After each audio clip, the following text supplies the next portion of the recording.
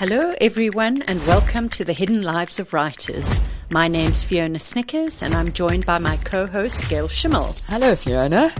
Hi Gail, you are looking very cheerful for someone who has apparently not been writing this week. You know what they say, fake it till you make it, all those things. So maybe I'm doing that. But yeah, I am struggling with the balance and finding time to write and finding energy to write. And you know, I'm a great one for saying to people, it's not hard. You just make 10 minutes, write 200 words a day, and that's a book a year. And I'm really quite dictatorial about it. I'm constantly telling people that I cannot carve out that 10 minutes at the moment. I don't know what my problem, and it's not that I don't have ideas. I'm full of ideas. I'm full of what I should be doing next. I'm full of creative energy, but I'm not managing to make that time. The great irony of this is one of my ideas is to write a non-fiction book about how to make time for creativity in a busy life. But I can't do it. So I better put that idea aside until I can do it myself. But yeah, crap week. What about you? Okay, so no, I want to unpack this a bit because the last we heard you were working on a play. Are you doing any Katie Gail writing or editing? Where are you in the novel space? What do you think's going on? So, okay, part of it, thank you. You've already made me feel better. Part of it is to do with Katie Gail. We've been going through the editing phases and they come very quickly. You know, you do the copy edit and then a week later you've got the proofread back and now you've got to write the dedication and things like that. So we've been deep in that and I have been doing that and I have been reading a lot of Katie Gail as we go. You know, I've been working on my part of the Katie Gail writing process. So maybe it is that when I do have those 10 minutes, that's what I have to use it on rather than on something of my own. The play is there. I know what I want to do. It's finding the time. And the play takes me a little bit more time because I'm not used to writing a play. And then the novel writing, Fiona, I'm not even going to go into that. But the ideas and things percolating. I've got a half-written novel that I need to go back to. I've got a thing that's out on submission that I need to go back to. And there's a lot of needing to go back. I suspect at the end of this year, I'm going to look back at it as a year of editing rather than a year of writing, which is not my best. I like that real deep in the trenches writing phase best, but I suppose you have to have the other things as well. What about you? Have you had better luck than me? Well, I have taken my novel out of mothballs and I am busy reworking it. And at the time that I was writing it, I thought I was being so careful and intentional and that the characters that I was starting with were exactly as they would be when I finished with them. And that there wasn't going to be this major disjuncture. But now that I've gone back after a couple of months of letting it lie fallow, I've realized that I didn't know exactly where I was going when I started this out, and I hadn't got the tone of all the characters quite right. So it's kind of fun to have the chance to sort of retro-engineer at this stage and make sure that from the very beginning, I'm writing towards my goal and that there aren't these inconsistencies in character. Okay. Because now I read what I've written and I go, oh, no, she would never say that. She would never do that thing. I know her much better as a character and I can go back and make those changes and write towards the way that I know she really is meant to be. So that's kind of a fun process. Fiona, do you think if we were the kind of people who wrote a 5-page character synopsis before we started writing, that kind of thing would be avoided? Or do you think it would still happen in the writing, you'd discover who the character really was? I suspect for me that it would still happen because as much as you plot it out carefully in advance, your characters still have the capacity to surprise you and to go off in directions that weren't 100% what you planned from the beginning and that you realize, oh no, this is actually better. So it's nice to be able to make sure that I'm consistent from the beginning in this book. I'm relieved. I don't want to have to write 5-page character synopses. So what have you been reading or writing or listening to during this period? Okay, so I've got a confession because we know I'm bad at TV. I'm very, very late to a very popular party. I might be the only person at the party at this point, but it's the Ted Lasso party. I think everyone else listened to it watched it during lockdown or something. But oh my God, it's so fun. It is just so fun. I'm in the 3rd season now. I've heard people debating which season's the best. I think the 3rd season might be the best, and I'm loving it. Have you watched it? I have not quite got into it. Really? I watched 2 or 3 episodes, and I could see, okay, this is interesting and quirky, but it didn't grab me by the throat and force me to carry on. So at some time when I am scratching around wondering what to watch next, I'm definitely going to go back to it. Because I know everybody says it's wonderful, so I have to make myself like it. I do find if I've abandoned something after an episode or 2, the chances of me picking it up are really very, very, very slim. So I'll be interested to know if you manage that. Well, I'll let you know. I'll definitely let you know. So what have you been reading, listening to, watching? I have been reading James by Percival Oh, Everett. you're so intellectual. Fiona, you make me feel so stupid. I have been making an effort lately. This is not the usual me. War and Peace, James. So this book was just awarded the Pulitzer, and it's a reimagining of the character of Jim from Huckleberry Finn. And I went into it really wanting to love it unreservedly, and I do love it, and I have a couple of reservations, and I'm not sure if it's just me, if as a privileged middle-class white woman, I have any right to comment on this book, because this is a black man writing about a very painful period in black history, and to step in as a white woman and say, oh, I don't think you did this properly, that's not something that I want to be doing. But there's an interesting thing.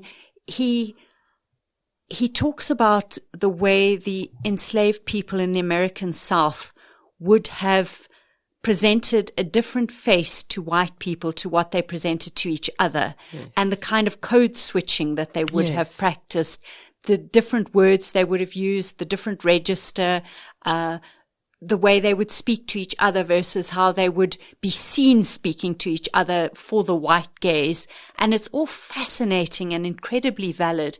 But he paints the vernacular English of enslaved people as something that they put on to sound stupid. And I need to get my head around this, because the linguist in me does not believe that any language or register or vernacular is superior to another. Vernacular English to me is as valid as the King's English or the Queen's English, as it might have been at the time. And I totally believe that code switching and vocabulary switching would have happened.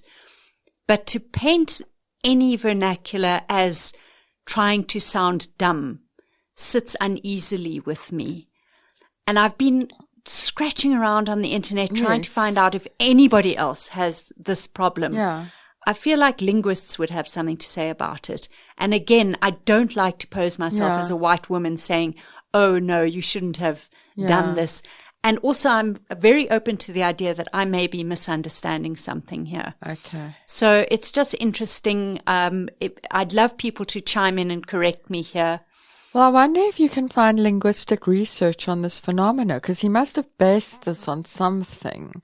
My understanding is it's a very thoughtfully written book. Yes. But so with maybe a lot of historical research that clearly went into it. Maybe you must be scratching around rather than looking for other people's views, looking for the linguistic view on that time in history and that particular vernacular. Yeah. A more academic research is needed here, Fiona. I'll get onto it, Gail. You could write a paper if you wanted to. Well, somebody whose work lends itself to cheerful reviews and to academic papers is our guest today. Our guest today is Alistair Mackay. Alistair is the author of the dystopian novel, It Doesn't Have to Be This Way. also the novel The Child, and now most recently the short story collection The Lucky Ones. Alistair's work has been shortlisted for the British Science Fiction Association Awards, Brittle Paper's 100 Notable African Books of 2022, nominated for the Sunday Times Fiction Prize, a finalist in the Lambda Literary Awards of 2017 for Best LGBTQ Anthology.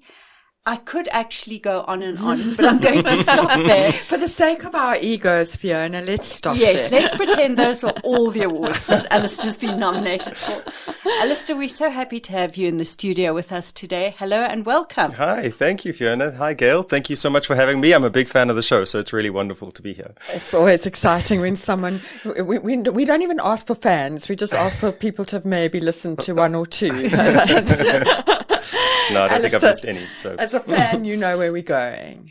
You're going to ask me how my writing week was. That's exactly what we're going to ask you. And I have Please a very tell us. disappointing answer for you, I'm afraid. It has not been a writing week at all. I'm up in Joburg this week for the Kingsmead Book Fair, which is tomorrow. And so it's that time of year where a lot of writers are very busy with marketing of their books rather than actually writing anything new. It's been one of the projects that I'm working on for my day job has been very busy recently, but I have been wrapping up the audiobook recording of The Child. I don't know if that counts as writing, but that was really, really fun to do, and that finished up this week. So narrating my book, I don't know if that counts as a writing project. You narrated it yourself? Yes. Yeah, I did. Which I thought would be terrifying. I thought it would be a lot like public speaking, but I actually loved it. I really loved it. I kind of got into this zone of feeling, I guess, what a voice actor feels like, but it was just between me and the book and in this closed space. And it felt so different reading it out loud to having written it down. I'm very curious about this. Yes, me too. Please break this down for us. Okay. Whose idea was it to have you do it? Have you done any voice work before? And break it down for us, like going into a studio or recording from home. What did you do? How exactly does that happen? Because we are so interested. Yeah, it was my idea. I suppose we did go back and forth about whether to get a voice actor or to do it myself. The one consideration is obviously that it's a bit cheaper to do it yourself. You don't have to hire a voice actor. But I also spoke to a lot of my friends and asked them if they enjoy listening to audiobooks in the voice of the author. And most people said yes, they actually prefer it if they can to hear the author read the work. So I thought, well, let me try and put on my big boy pants and try do it myself. I haven't had any voice training, but the studio that recorded me were lovely. The guy, he sort of directs you and he stops you if he says if I'm going too fast or if I miss a word. He literally follows on a screen, word for word, everything I'm saying. And if I say a there's instead of a there is, like that level of detail, then you'll say, no, we've got to redo that. So there's someone who's kind of making sure that it's going well. But yeah, there was no formal training or anything. I was just reminding myself to slow down because I know I speak fast when I'm nervous. And I had my mom's voice in my head saying, don't mumble. But there was no formal training, but I got into the flow of it. I suppose like all things, I think the first session was maybe a little bit, it wasn't that bad, but it was a little bit ropey. And then I kind of just got into it and I started feeling into it. And turns out I can sight read okay. I got quite emotional during certain parts of the book, but I think that's maybe quite nice for the listeners for me to be moved by the certain passages. Yeah. And I'm very curious because I strongly suspect I would hate my writing read aloud and I'd go, why did I structure the sentence like this? Why did I use that word? Also, I sometimes use words I can't pronounce, so that would have been a problem. Did you have anything like that? 100%. So yes. So the part of why I noticed that he was keeping track on the screen was because I think when I do a reading at like a book launch or whatever, I sometimes skip like a line or change a word or something because I'm like, oh, maybe this would be a little bit better in the moment, and you're just not allowed to do that because it has to be what was written. So it was quite stressful, but then it became quite freeing. I think that was one of the things that I let go of, and I like almost forgot that I was the writer and I was just the voice actor. You know, I was like, well, this is the material that I'm working with, and let me try and make it sing. And a few times I had to stop him and say, can you please just Google how to pronounce that word? I'm so relieved I'm not the only one. It made me feel a little bit pretentious, but they're like sort of normal words that I see all the time written down, but you don't hear them in speech really. Exactly. Yeah. And did you do different voices for different characters? again, because I sort of asked my friends beforehand what were some of the like tips they had for me. A lot of people get really annoyed when an author does that. Apparently, so I guess it's a question of degree, because I think you do need to a little bit try and differentiate the voices, but I think it can seem a bit ridiculous if the one's like really high pitched and really like, strange. So I tried to subtly differentiate the voices, but not too much. I didn't do like accents or anything like that. That was going to be my next question. Like Sibs. Yeah, well, exactly. Yeah, there's some closer characters in the book, so yeah, I chose not to. Yeah, no, I think that could be a dangerous place to go to doing different accents. Yeah, I think especially in South Africa, I think it could land very badly. Yeah. I'm going to ask what Fiona normally asks, which is when you've had not a typical writing week, what does your typical writing week look like? When I'm working on a project and when I'm fully in a project, working on a creative project, I'm an early morning person. I need to get up early before distractions. In winter, it's even better if it's pitch black outside and I feel like no one's woken up and the whole world is silent. And I go down into a little home office, and my goal is not words, because it's so inconsistent. Some days I'm quite prolific, and some days it's like pulling teeth trying to get anything onto the page. So I just sit at my desk for a certain amount of time. I usually try to be there for like 2 or 3 hours, and I don't let myself leave until those 2 or 3 hours are up, kind of regardless of how well it's going. And if it's not going well, of course, the urge to get up and leave is even stronger, and go make myself a cup of tea or just check. So I have to leave my phone. Are you not allowed the cup of tea? I might let myself have a cup of tea, maybe once an hour. But I won't. I'll try to put my phone in the other room, because that's the worst thing for me. It's so hard to fight the pull of my phone, checking Instagram, whatever it is. So I just try and get rid of all the distractions. And then, those are my quiet moments when my brain is still functioning. From mid-afternoon, I think my brain is useless. So. And if it goes really, really well, how many words do you get done in that time? It's still probably not a lot. I don't know if I've ever actually counted, but my problem with writing, I know a lot of writers, they go in and they kind of write so much stuff, and then they've got to come back and edit it and trim it back. I'm the exact opposite. I struggle to get the words out, and I struggle to not edit as I'm going and to try and make each sentence perfect. Which I know you're not supposed to do, and I know it interrupts your flow. So I really try not to do that, but I do try and push myself to just get more words out. So it's very seldom that it'll just flow from me, and then I come back and trim it. So the word count, I don't think is very impressive. And when did you first know that you wanted to be a writer? When did that knowledge come to you? And did you intentionally start crafting your life towards that goal? Because I know that you've done literary courses, you've done an MA in creative writing. I think I've actually always wanted to be a writer. I loved writing when I was little. I wrote I think probably a lot of kids do this, but my mom still got them. It's quite sweet, like a bunch of illustrated books that I wrote when I was like 5, 6 years old. I always loved the idea of being a writer, and I wrote the whole way through school. But I think, like a lot of people, I didn't really think it was possible to actually make that your career or your what you do with your life. It can kind of be a hobby. And maybe even more so in South Africa. I don't know if I'd seen a lot of South African writers at that point. So I was a little bit all over the place in my early adulthood. I was trying to do something creative with my life, also trying to do something useful and, something that's valued by capitalism, and trying to find what that is. So I studied politics for my undergrad degree, but then I didn't feel like that was creative enough for me. So then I went into architecture school. I thought that's a nice way of being, creative and useful.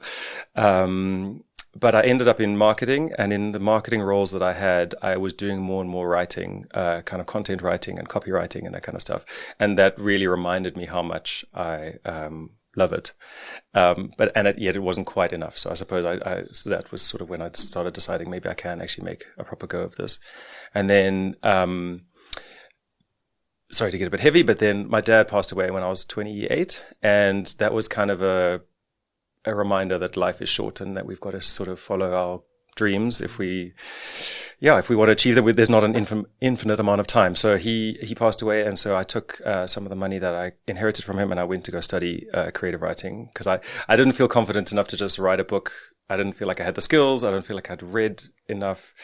So I needed sort of some hand holding. So I went to go study an MFA in creative writing in New York. And that was just the most unbelievable experience for me. It was being in New York itself is just such an amazing city. You meet such incredible writers. There's just so many literary figures who live there, and they'll be doing events basically every week. You just can't go down to the 92nd Street Y, whatever, you'll see, like Joyce Carol Oates giving a reading or whatever, just like every day of the week. You don't even need to plan these things. And the faculty there is huge. So, I think there were like 15 to 20, like pretty famous writers on the faculty. So it was very hard work. I didn't see much of New York during those 2.5 years, because during term time you're reading, I think we had to read, 100 novels per year, plus each other's work all the time. You're sitting in workshop every week. You're producing either a short story or a chapter for a novel. And then every week there's a 3-hour workshop where 3 people in the group, and there were 12 of us per workshop, where 3 people get reviewed, and they sit, and you sit there for the full hour, and you're not allowed to say a word while people critique your work. Yeah.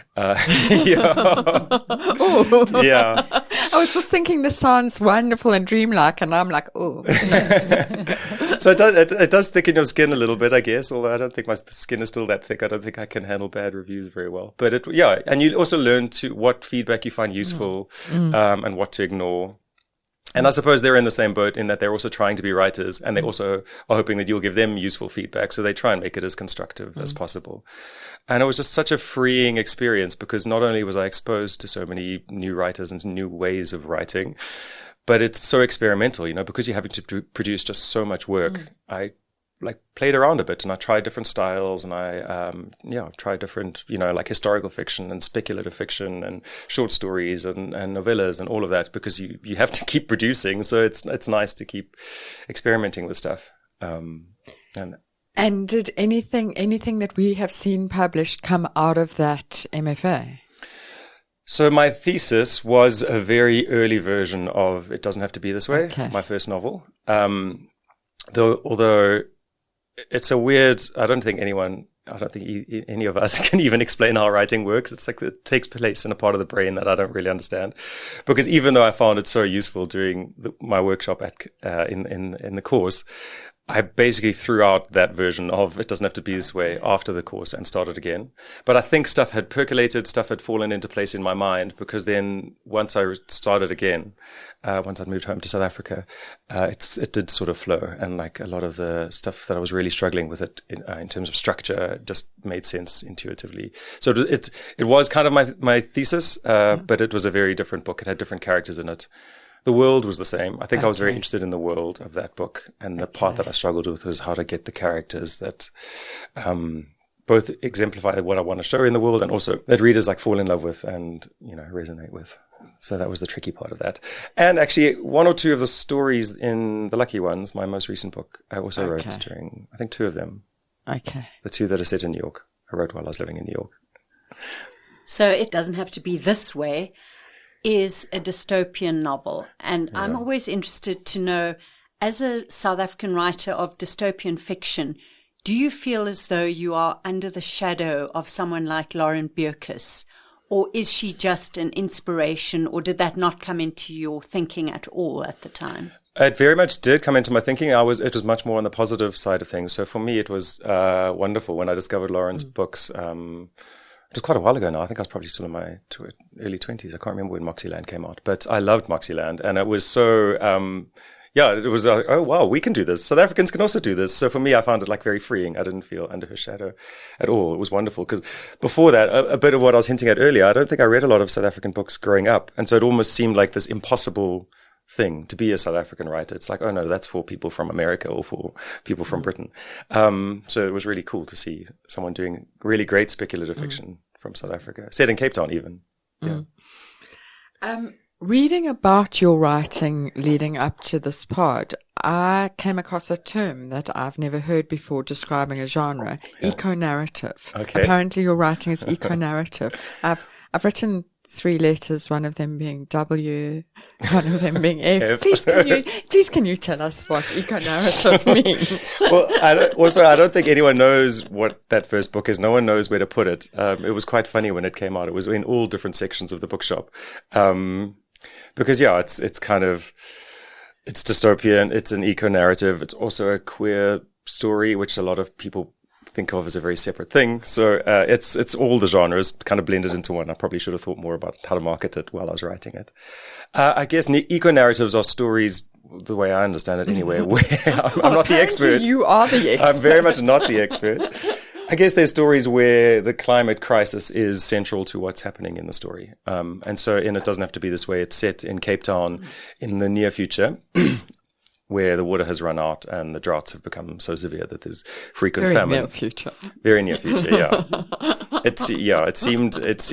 I was accelerating the timeline for dramatic effect, and then some like pretty severe weather things happened after it came out that made me think, oh, maybe I didn't accelerate it so much. And that nearness was part of the thing that finally clicked into place for me. So the earlier draft of this book, I couldn't make it work because I didn't realize that I could actually just move around in time. So for some reason I didn't realize that. So I was trying to tell stuff in backstory and it wasn't working. And then I was like, hang on. I think moving back to South Africa, I moved back at the same time as the Day Zero crisis in Cape Town. And there was that countdown clock. Remember the countdown to Day Zero? And I think that gave me the idea for the structure of it doesn't have to be this way. Because I was like, oh, I'm going to have a countdown clock and you're going to go from like the present day and then you see how many years until this really terrible future. And it's 15 years and then it's 9 years and then it's... for some people it was a terrible disaster counting down the water. For you it was inspiration. Totally. Everything has a good side for someone. I mean, I found the COVID lockdowns incredibly productive too. So maybe I'm a sucker for punishment. I noticed in your most recent collection, The Lucky Ones, that you returned to the theme of climate crisis. How did that idea or that sort of source of inspiration for narrative, how did it grab you? Is it something you've studied or was it a personal anxiety of yours? Where did that come from? Yeah, I think a bit of both. So as I mentioned, I studied politics for my undergrad degree, and one of the modules that we did in third year was I can't remember what it's called.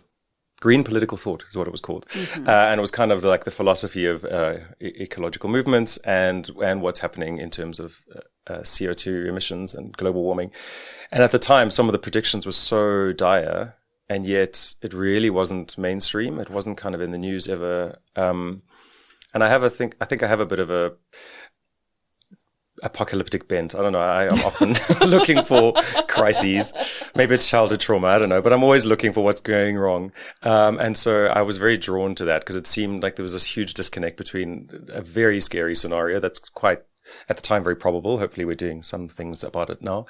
And it just wasn't in the news, really. So I wanted to write an eco-narrative, to use your term. Yeah, I just felt it was both. I thought it would be really important, but I also thought it would be quite fun. I don't know if it's weird to say it's fun to write a dystopian novel, but it's quite fun to imagine, I don't know, your city and going through something very different and imagining how it will play out in society and all the kinds of things that it'll do to people. I don't know. It was very creatively stimulating. I can see it as fun, but then I also found The Walking Dead quite calming. Oh, yeah. The thing with horror is I love horror books. I've read quite a few of them, but I can't watch horror. I just can't. It's too much for me. I suppose you can't close it and put it down again like you can with the book. And you can't edit the visual like you can in your own head. Yeah. I'm interested in, you're a writer who definitely... You expose yourself in your writing. You've talked about how you became emotional reading back your own writing. How do you weigh that up? How do you decide how much of yourself to put out there, how raw to be, and how do you feel about having done it? Ooh, that last question. Yeah, if you'd asked me this a year ago, I would have had a very different answer for you. I'm still very glad I did it. Okay, let me start with how I feel choosing to do it. It was kind of a compulsion for me. I think the stuff that I wanted, so I presume you're referring to The Child, which was a very, very personal novel. I think it was a compulsion. I felt like there was stuff I needed to work through. I'd written a short story in The Lucky Ones, actually, where I'd sort of lent dealt with a very anxious main character.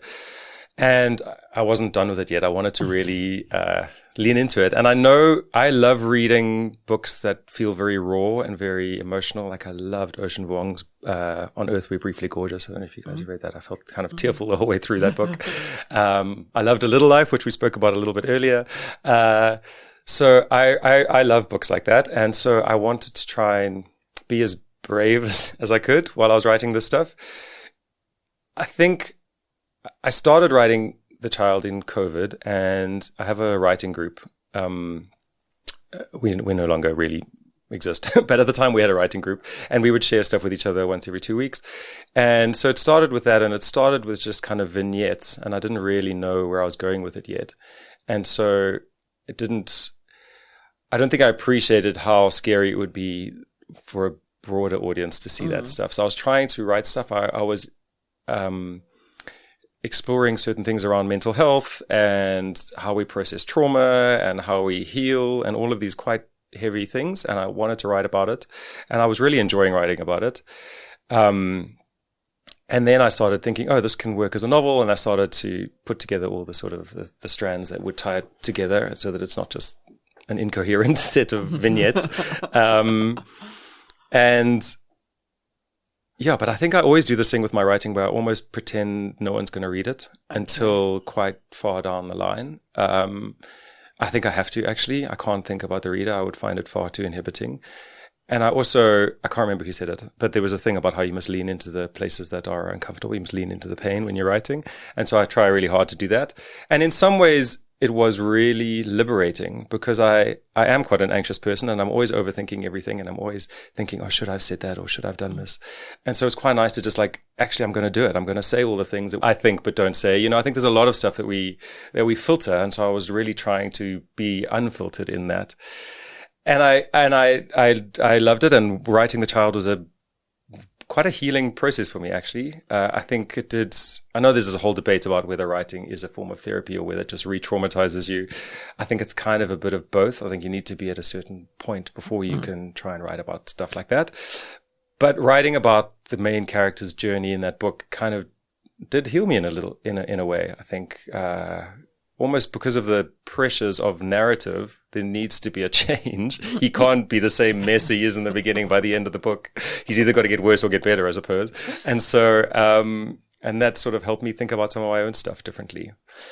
But the second part of your question about how do I feel having done it, it was very difficult to talk about this book in like a public way. And you guys know, like the main way of marketing books is through like literary events and launches and things like that. There's a lot of public speaking that comes with the job, which I didn't realize came with the job when I started.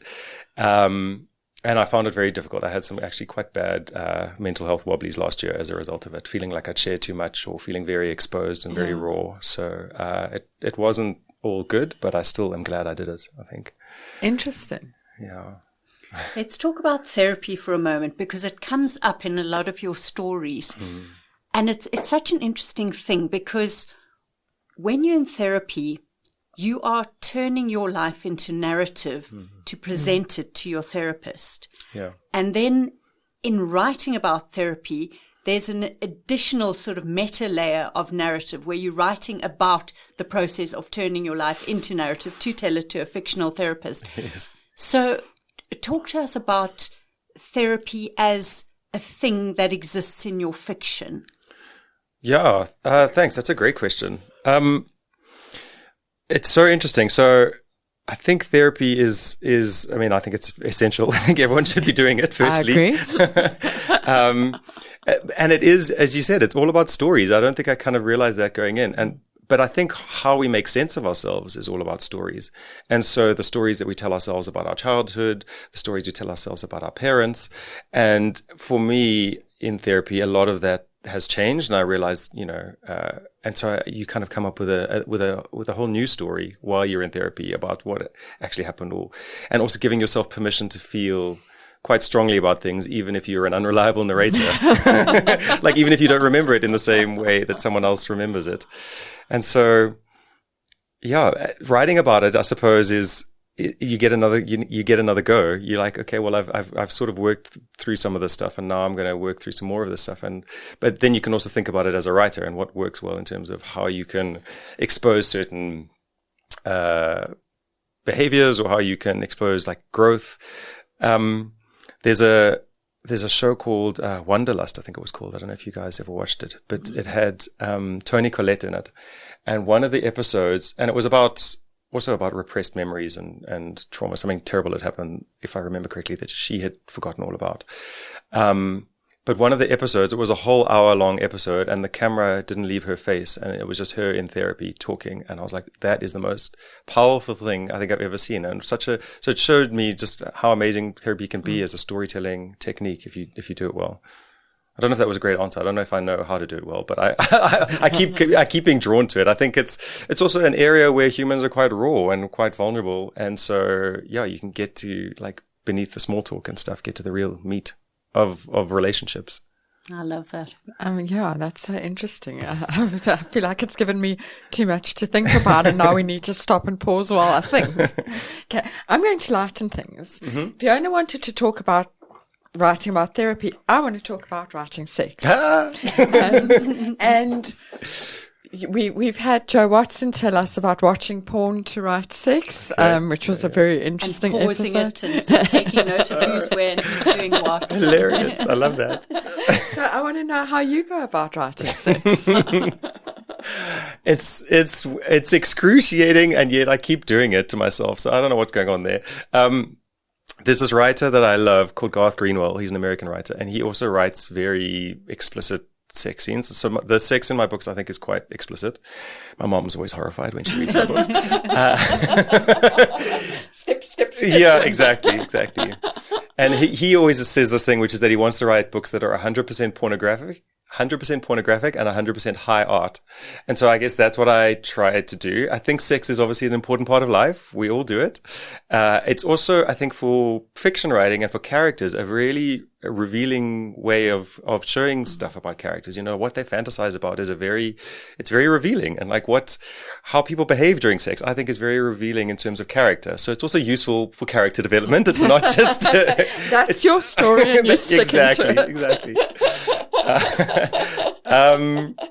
Yeah. So, and I think you can explore some kind of interesting psychological stuff while you're writing sex scenes. But I also do think one of my professors in the writing course that I did said to us, you know, your characters have worked hard. Let them have a roll in the hay, you know, like just give them a moment to just have some fun, you know? So yeah, I think I didn't know this beforehand. I didn't know that I was going to be the kind of writer that leaned into it like that, because I forget the term. I think it's a closed door romance. Yes. You know, the kinds of books where, you know, you just don't see what happens once, fade you know, to black. Fade to black kind of thing. And I don't want to do that. I want to, maybe it's again leaning into the uncomfortable stuff. I want to show it.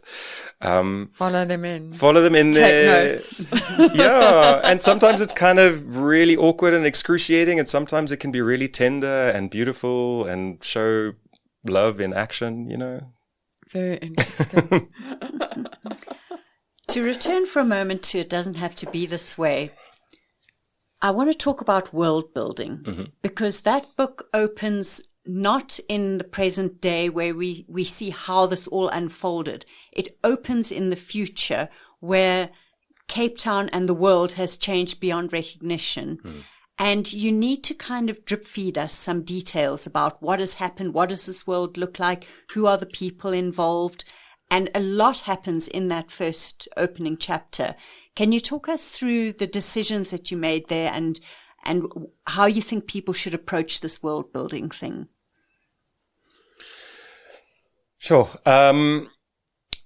So the world building was the part that came most easily for me, actually. That's with It Doesn't Have to Be This Way.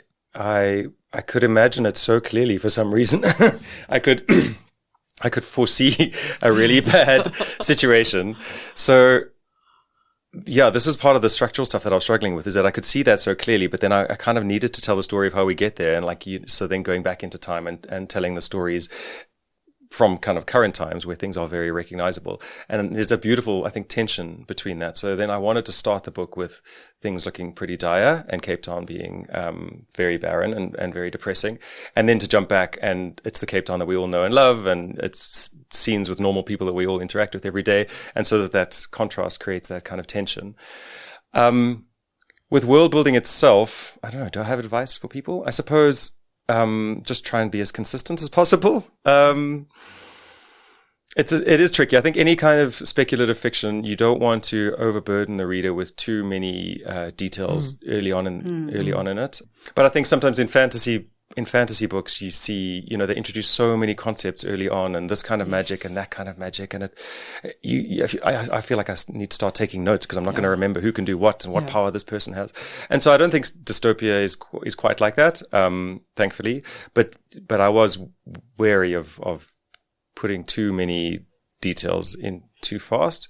I guess it's quite a short scene that the book opens with, so I had to be selective about what are some quite arresting things that could happen in that moment. And it's dire. I mean, the young boy is hiding under the bed because it's too hot to move around, and his parents have gone missing. And I think just in that very close scene, you can reveal so much about the world, about what he's worried about and what he's interacting with.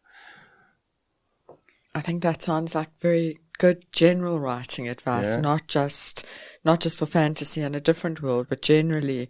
I've recently read a book where on the first page all the information was dumped, and I was like, oh, this is why they tell us not to info dump. Yes. Okay, I get it now. I want to talk a little bit about short stories, because you've written a lot of short stories. You've published short stories all over the place. So I've got two aspects. I want to know about your idea seeds for short stories and how you know that that's a short story idea seed and not a long story idea seed. Okay. Well, firstly, on the publishing all over the place, I think I need a lot of affirmation and publishing novels doesn't cut it because it takes so long between each one. So short stories are a great way of getting something published in the space between novels, I suppose, and get a little bit of a dopamine hit, like, oh God, I've published something this year. So I'm going to ask more about that in a second. So where the ideas go? So I again don't really know. I think it's all subconscious, but I do keep a notes folder on my phone. So I love to people watch, and I will often write things down on my phone. People think I'm texting, but I'm actually writing down notes about what's happening in the room. Another thing I loved about New York was just riding the subway and seeing such diverse characters, and then my mind just wanders and I imagine what their lives are like and what their story is. So I think being out in public is probably my best idea generator, just people watching and imagining things. And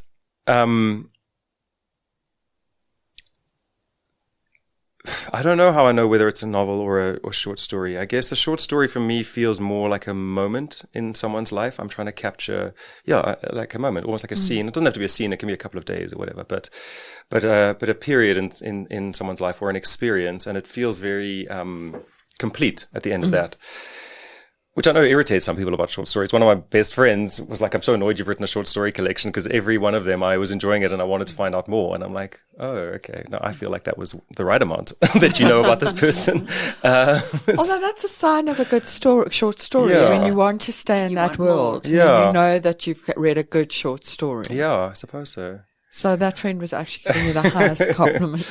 Maybe how I know it needs to be a bigger project is when I've written something that is kind of a story and it doesn't feel like I'm done with it. It still keeps haunting me, When I've written a story that I'm happy with, I'm done with it. I know I'm done with it. I'm satisfied, and it makes me feel the way I want it to make me feel. And the novels haunt me and don't let me sleep and don't let me think about anything else. And I guess they're also just inherently much more complicated. There's multiple storylines and so there's a lot more going on in your head, and all of those strands have to not necessarily be resolved in a satisfying way, but they've got to have some kind of resolution. Yeah. What I really want to know about is how do you go about getting those short stories published? Because I don't find it easy. I don't know where to go, and I don't know how to make it happen. Teach me. A lot of desperation. Take me. No, I think, you do just have to try everywhere. So, I had a friend in the course with me who said that she doesn't think it's been a successful year for her as a writer unless she's had 100 rejections. So I was like, that's an interesting way of, thinking about how much we should be pitching things and submitting things. And I can't do it. I do feel quite disheartened after, I don't know, a number of rejections. Gave up trying to find an agent because of that. But, South Africa's short story publishing ecosystem's not that big. There were a few publications that were kind of flash in the pan and produced some cool magazines, but then didn't last. But I've had a lot of luck with New Contrast. I don't know if you know New Contrast. I think they're a great magazine, and they've been going forever. And they've published 3 of my stories. And Brittle Paper publishes short fiction. So there's a few like African. I'll give you a list. Let me make a list. And then there's also a few anthologies that pop up every few years. And I actually haven't been in any of them, but I know there's like short, sharp stories and those kinds of anthologies. Those aren't theme though, so you have the theme has to work for you. That's why I've never got on them either. Yeah. I tried really hard actually, the last one, I just couldn't make it work for some reason. I would have thought I would love writing towards a theme, but I couldn't do it. Yeah, I find sometimes the theme resonates for me and it makes me like vomit out a story. Yeah. And sometimes it's like, no. Yeah.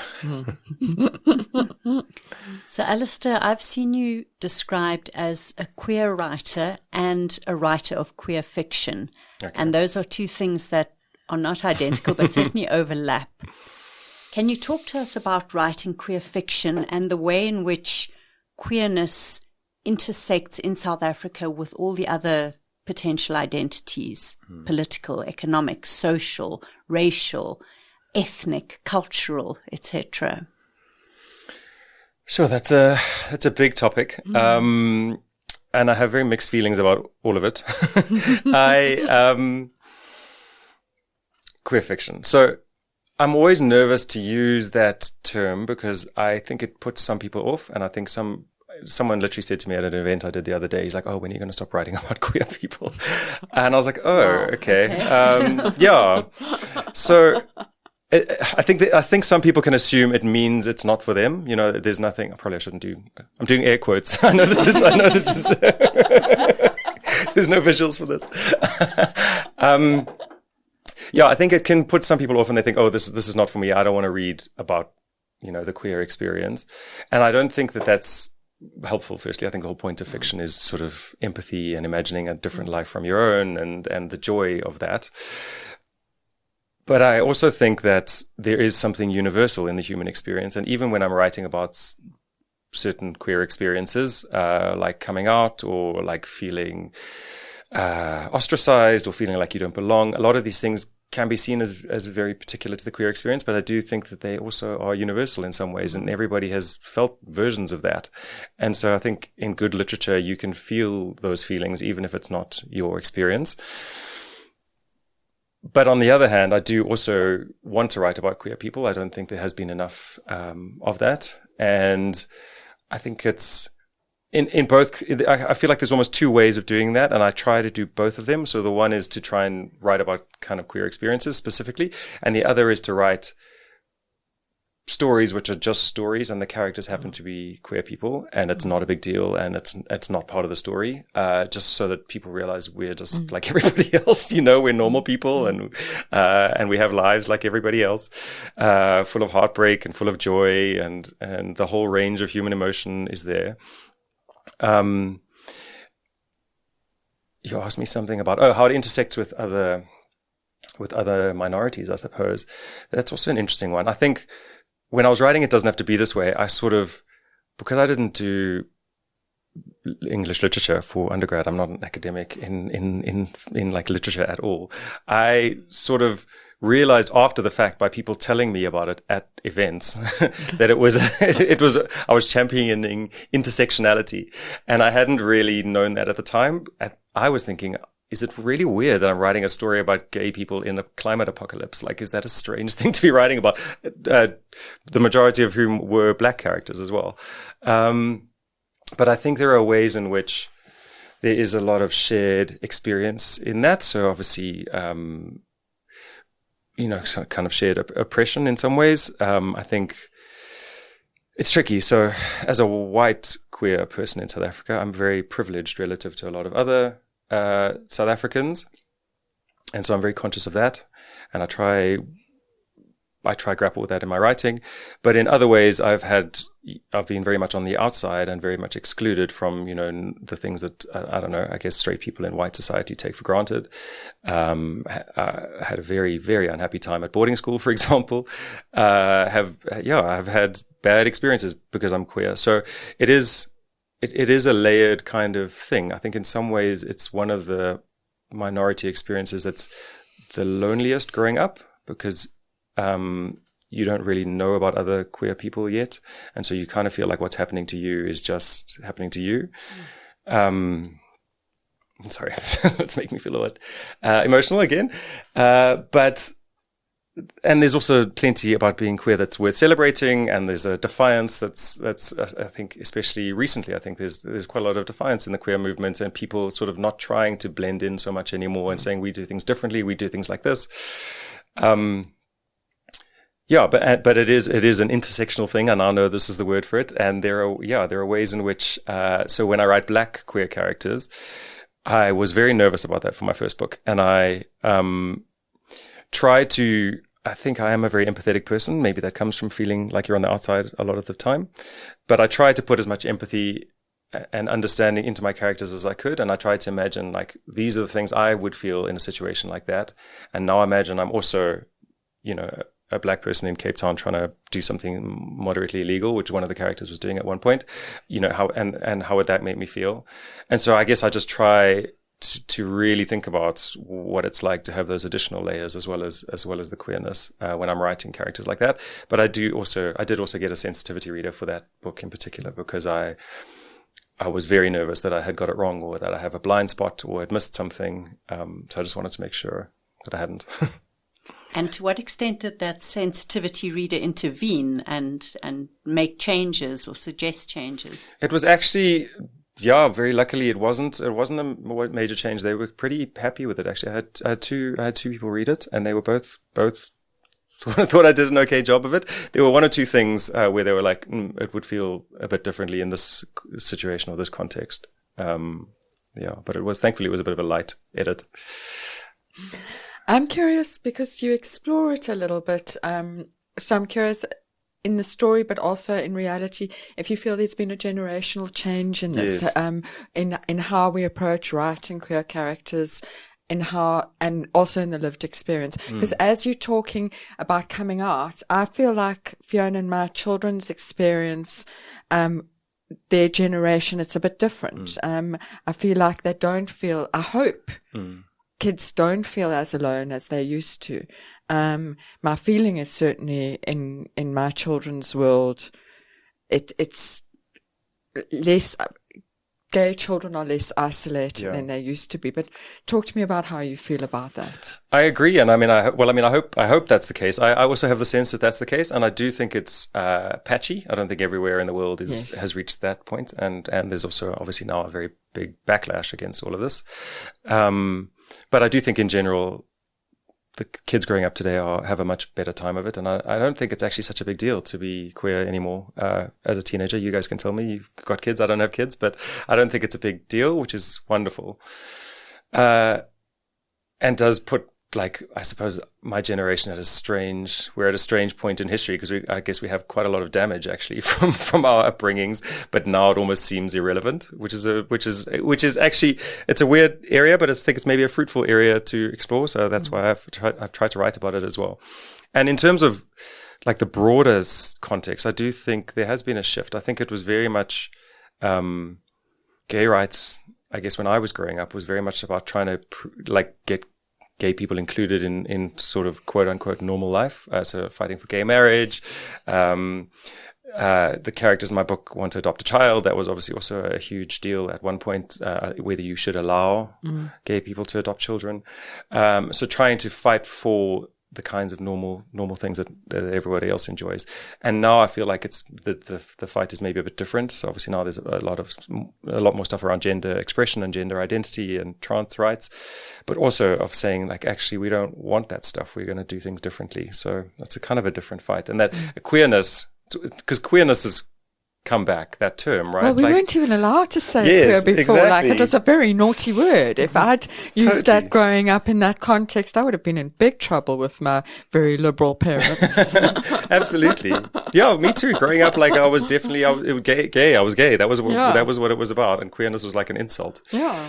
And so I suppose it's like, I like a lot of these words, I'm not going to say them, but there are a lot of words where the group, I suppose, then reclaims them. So it was reclaimed. And so it is kind of like, I think queerness is different from gay rights because queerness is more defiant. And it's like, actually, we're not just going to try and do things the way everybody else does. And we're going to celebrate our difference. We're not going to try and like kill what's different between us. We're going to celebrate it. So, Alistair, you have written a climate dystopian novel. You've written a contemporary novel that I would describe as literary. And now you've brought out a collection of short stories. What can readers look forward to in the future from you? Lauren Bjerke said to me, I saw her in London last year. I was doing an event in London for the child and she agreed to be the moderator for it, which was wonderful. But she told me that I basically have made all the worst career decisions you can make as a writer. I keep shooting myself in the foot. She's like, if you're going to bring out a speculative fiction book, you've got to do it after your literary book so that people respect you and read it. You've done it all the wrong way around. So I guess now I've made all those mistakes. But now, because there's a taste of all the different genres, I guess anything's possible. I didn't want to be pigeonholed as a speculative fiction writer. So I do think I'm going to write speculative fiction again in the future. I really enjoy it. But I don't want to only write that. So yeah, I guess I don't know what to expect. I've just started a new novel, but it's very early days and I don't know if it's going to work. So I don't know if I should talk about it, but it's actually sort of semi-speculative fiction again. I'm quite interested in that statement that you've just started a new novel. Do you not start the moment you finish the last one? No, I don't actually. I think I feel exhausted after I finish a creative project. And then again, well, I suppose maybe the writing maybe I suppose is different from the book being published. I do find all the social stuff, all the speaking gigs quite exhausting. I find it quite hard to write when I'm in the stage of all the launches and stuff. But yeah, I guess it's project by project, I suppose. I was working on, before the child was even completely finished, I was already working on the stories for the lucky ones. But yeah, now I guess it was two quite soon after each other, two within 11 months, I think. And now I needed a bit of a break actually. And I wasn't sure how a short story collection was going to be received as well. So I was kind of almost waiting to see how that went, maybe to decide what my next move should be. But I do have, they're very early stages. And when in the early stages, I don't really know if it's going to work or not. So, but I'm hoping it's going to work, the next novel. This might might derail our conversation a lot, but I have very severe anxiety about AI, and it really derails my creative process every now and then, to the point where it like stops me writing for months at a time because I think, what's the point? I know what I think you should do about that. Yeah, lean into it and write a dystopian AI novel. Yeah, okay. Ooh, I want to read that. Okay, cool. Yeah.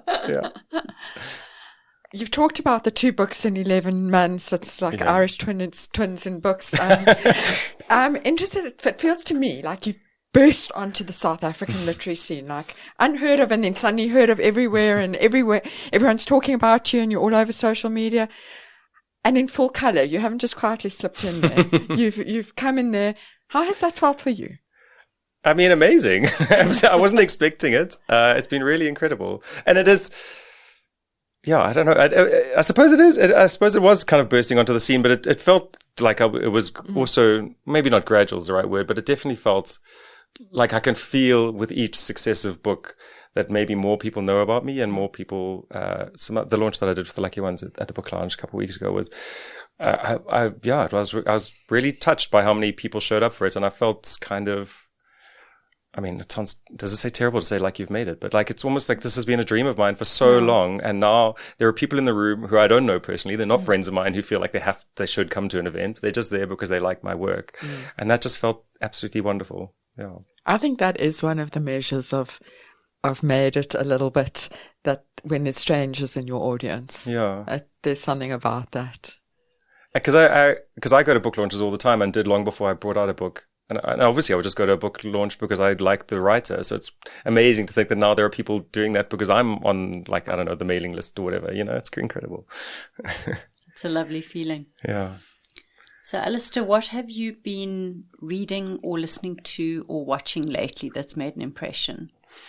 So I'm in 2 book clubs, and both of my book clubs are the kind where we all have to read the same book. So I have limited say over what I get to read. So I try and read 3 books a month so that I also have choice over one of them. We vote for what we're reading in book club. But so sometimes I read some quite unexpected stuff. And we're reading for one of my book clubs, Butter, at the moment, by she's a Japanese author. Her name, I'm going to have to check it again, is Asoko Yuzuki. And I don't think I've ever actually read a book by a Japanese author that I don't love. So I just kind of agreed to it based purely on that. I don't know what it is. Maybe the ones that make it into translation into English are just the very best. I wonder if it's also maybe that it's their whole sort of canon and like literary tradition is just so different from ours that it's so refreshing. It's like storytelling in a different way. This is about a woman who strikes up a relationship with a woman who's in prison for murdering her husbands by exchanging recipes with her. So it's kind of like, nice. Yeah. And and she writes about food a lot in it. So it's a kind of a book about a woman who murdered all her husbands. And then also there's all these recipes that make me really hungry while I'm reading it. So I've been really enjoying that. The last kind of very controversial book I read that I loved was All Fours by Miranda July, which I know some people loathed. Disagree. Okay, yeah. Gail loathed, I loved. Yeah, you can't feel lukewarm about that book. And then I just read a book for a launch that I did 2 weeks ago by a debut South African author called Saltwater Pool Boy, which I thought was really, really beautiful. Yes. Peter Adrian Altini, about a boy growing up in Cape Town and his mother's terminally ill, and then what happens with his life, moving to Rome. And I've been in a bit of a crisis with TV since White Lotus ended. I loved White Lotus. And since that ended, I haven't really known what to do with myself. So I've been doing a bunch of reruns, been watching some old Frasier, which I find very comforting. I've just started watching, what's it called? The Studio. You guys seen The Studio? Oh, I'm watching it now. Oh, yes. Love it. It's so great. I'm obsessed. It's so awkward, but I love it. Yeah. It's just so good. Yeah. So There's a series called Sirens, which has just started, which apparently is quite White Lotus vibes. Okay. So that might interest you. okay, that's good. I love that kind of TV where you don't really like any of the characters, but you just can't look away for some reason. Like I love Succession and all of these shows, Listening to your guys' podcast. Oh, that's the perfect answer. Well, Alistair, we hope everyone checks out your backlist and most particularly rushes out now and buys The Lucky Ones, your short story collection, because it's wonderful and they are guaranteed to enjoy it. But thank you so much for coming in today. We really appreciate your time. This has been great.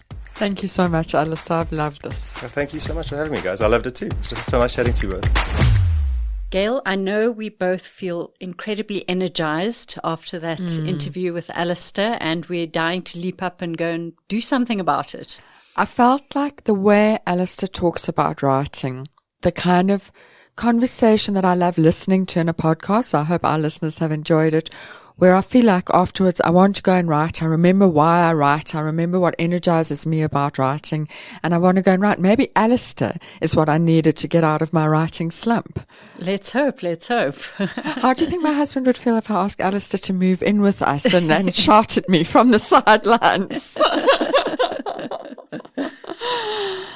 Fiona, what did you take out of that particularly? Well, this idea of using the Notes app on your phone to capture ideas, I know it's not absolutely the first time I've ever heard that, but this is really sticking in my brain now, and I think I need to do it, because hearing Alistair say that, on top of hearing John Boyne say in our previous season that this is something that he does, I let ideas flit into my brain and flit out again, and I think I need to capture them. I need to pull out my butterfly net and capture them and make a record of them. Even if maybe I don't remember exactly what I meant by that, or don't quite know why that inspired me so much. But John also talked about going back to his list of ideas and picking one. You know, you've, Gail, so often talked about the ideas tree at the bottom of your garden and going out and picking an idea. Well, this could be a real ideas tree. You write down all your ideas and then you go back and you think, okay, I feel like doing this one today. So I agree with you in a way, but I also have experience of it not working. So I have a bit of a fantasy about having a notepad in my car, because I often think of things when I'm driving. So the other day when we were driving to the podcast, I drove past a pawn shop, and then in the space between the pawn shop and the podcast studio, wrote most of a short story in my head. I got to the studio, I grabbed a piece of paper, I wrote sells wedding ring at pawn shop on the piece of paper, and I was like, captured you, got the butterfly in the net, put it in my diary. Fiona, I have got no clue what that sentence means. I don't know what that great story I wrote in my head is. I know it was magnificent, but I have no idea what that sentence means. So I'd have to write quite a lot to capture the feeling. And I wonder if for me, I can do it because of my wonky memory, and because I almost feel like I should have immediately raced home and vomited that story out. I can't leave a pause, but that's not realistic as well. So I don't know, but I think you're right. Becoming more intentional about writing ideas down is the start. Okay, so we're going to catch some butterflies from now on. We're going to give it a try. Let's report back to each other. And Gail, what did you get from what Alistair said?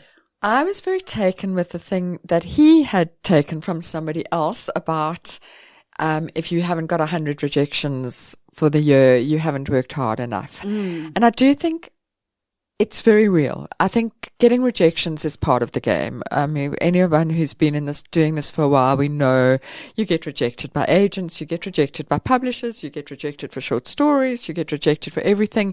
You can't take it personally, but it does show you getting yourself out there. And I think I'm not putting, particularly in the short story sphere, I'm not doing it enough. I'm not putting it out there enough, and that maybe I should, because we know I love a goal. I love a deadline. You have to read 10 books in the next 10 days or whatever the thing is. So maybe I need to I have to have 10 short story rejections. I'm not aiming for 100. I'm only human. Maybe that's a way to think about writing goals that's a little bit different. And also it's lovely because then your rejection isn't just a rejection. It's also a thing on your tick list. Yes. Like, oh, yay, another rejection. Closer to my goal. So this sounds like something else that we need to report back to each other about. Oh, goodness. So much homework, Fiona. So much homework. Well, if you are one of the thousands of people who have read and enjoyed Alistair Mackay's works, if you have tried any of the advice that he has given us today, if anything is working particularly well for you this week, please get in touch with us. We're on all social media across the board and we'd love to hear from you. You've been listening to another production from Solid Gold Podcasts.